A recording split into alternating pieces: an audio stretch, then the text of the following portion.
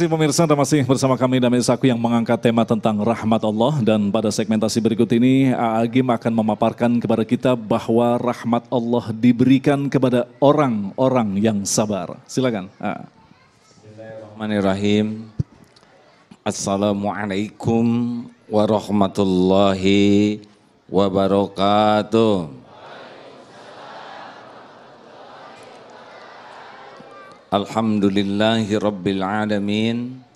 Alhamdulillahilladzi khalaqal mauta wal hayata liyabluwakum ayyukum ahsanu amala wa huwal azizul ghafur. Allahumma salli wa sallim wa barik ala sayyidina Muhammad wa ala alihi wa ashabihi ajma'in. Semoga Allah yang maha menatap, yang maha mendengar, menggolongkan kita menjadi ahli sabar, memperindah hidup kita dengan sabar, memberikan pertolongan kepada kita syariatnya lewat sabar, dan semoga Allah melimpahkan pahala tiada terputus berkah dari sabar. Amin ya rabbal alamin. Sabar itu seperti kepala di tubuh. Orang yang tidak punya sabar berarti seperti tubuh tidak punya kepala. Horor tidak? Ibu mau punya suami yang tidak ada kepalanya? Bapak mau punya istri yang tidak ada kepalanya? Nah, itulah suami istri yang tidak punya sabar. Rumah tangga horor. Sabar itu menjadi penting sekali karena di dalam surat Al-Asr orang yang beruntung itu cuma 4 cirinya. Tidak 4 ini pasti rugi. A'udzubillahi minasyaitonirrajim. Bismillahirrahmanirrahim. Wal 'asr.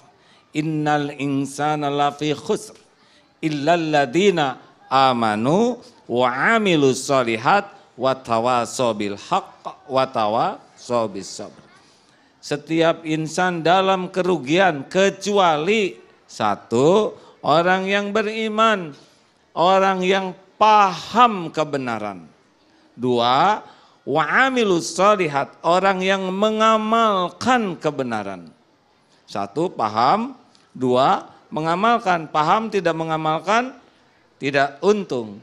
Tidak paham, tidak untung. Paham tidak mengamalkan, tidak untung. Karena ini sepasang. Yang ketiga, tawasaw bil haq, mendakwahkan kebenaran.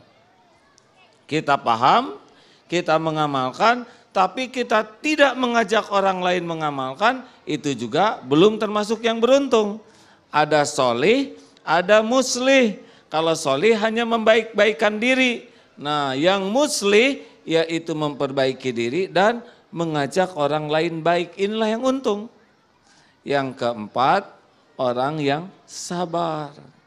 Jadi maaf ya, kalau orang tidak punya sabar, tidak punya keberuntungan dalam hidupnya. Sabar itu apa? Sabar itu menahan diri, mengendalikan diri.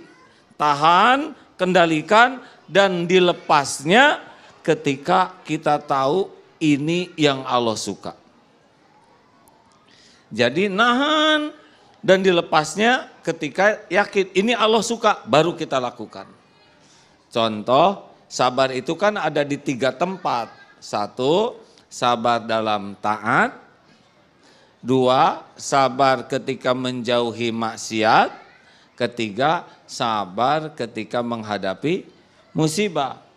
Dalam taat perlu sabar. Berapa banyak yang sholatnya gesit? Ya kan? Bismillahirrahmanirrahim. Alhamdulillahirrahmanirrahim. Amin. Udah belum Fatihahnya? Udah agak lama kok. Berapa banyak yang sholatnya itu Fatihahnya saja gesit. Dia saja tidak sadar lagi baca Fatihah. Itu tidak sabar. Makanya orang-orang yang sabar itu sholatnya jadi nikmat. Tahajudnya nikmat, baca Qur'annya nikmat, sodakohnya nikmat. Karena dia menahan diri dari niat yang salah, menahan diri dari amal yang salah. Jadi kalau sholatnya enggak nikmat, ciri-ciri sholat kurang sabar. Dan sedekah coba. Itu yang sabar yang 1.000 atau yang 50.000? Ini saya cerita ini, maaf mengulang ya. Kan ada yang katanya lagi Jumatan atau apa, dia ngeluarin uang 1.000-an dan 100.000-an. Dia mikir mana yang harus saya sedekahkan.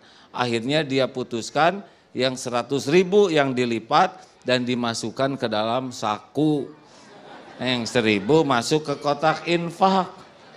Tiba-tiba kakek-kakek dari belakang nepuk, ngasih uang 100.000.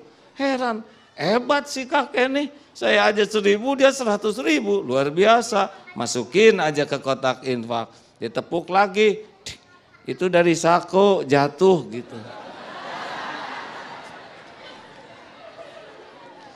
Sabar mikir tuh bukan apa yang saya suka. Tapi mana nih dari 1.000-an dan 100.000-an yang Allah suka, itu sabar. Kira-kira mana yang Allah suka? Yang nafsu suka sedekah 1.000. Yang Allah suka nggak disukai nafsu. Nah itulah ahli sabar. Coba sabar ketika bacaan taraweh nih, taraweh. Milih mending 11 rakaat, 23 rakaat, jujur. 11 ya enggak. Pilih mending suratnya yang pendek atau yang panjang. Nah itulah nafsu. Kita kalau lihat imam bacaannya panjang jengkel. Padahal untung. Karena kita yang jarang baca 1 rakaat 1 halaman, karena imamnya bacaannya panjang, kita kebagian pahalanya. Sholat sendiri itu susah sepanjang itu karena belum hafal. Sekarang ada yang bacain, udah hafal, kita tinggal dengar menyimak, dapat pahalanya.